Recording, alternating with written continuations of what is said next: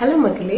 So நிறைய பேர் உங்க பேர்டுக்கு கோல்டு ஃபீவர் அப்படின்னு சொல்லி டெக்ஸ்ட் பண்ணியிருந்தீங்க. மெயினாக பார்த்தீங்கன்னா உங்க பேர்டு என்னைக்கு குளிக்குதோ அன்னைக்கு நீங்க டிஃபால்ட்டா ஒரு கற்பூரவள்ளி லீவ்ஸ் தான் உங்களுக்கு சாப்பிட்றதுக்கு கொடுத்துருங்க. இதை பண்ணிட்டீங்கனாலே அவங்களுக்கு கோல்டு பிடிக்கிறது கம்மியாயிரும்.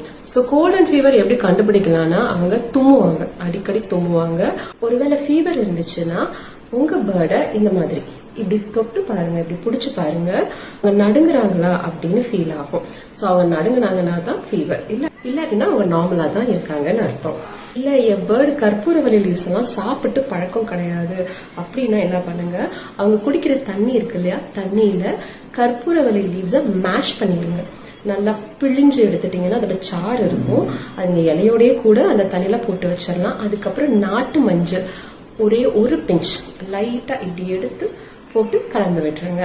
சோ இது ஒரு 2 days அவங்க தண்ணியை குடிச்சாலே அவங்க நார்மல் ஆயிடுவாங்க. அண்ட் அவங்களுக்கு கோல்டும் ஃபீவரும் இருக்கிற இந்த டைம்ல கொஞ்சம் ஐசோலேட் பண்ணி வச்சிருங்க.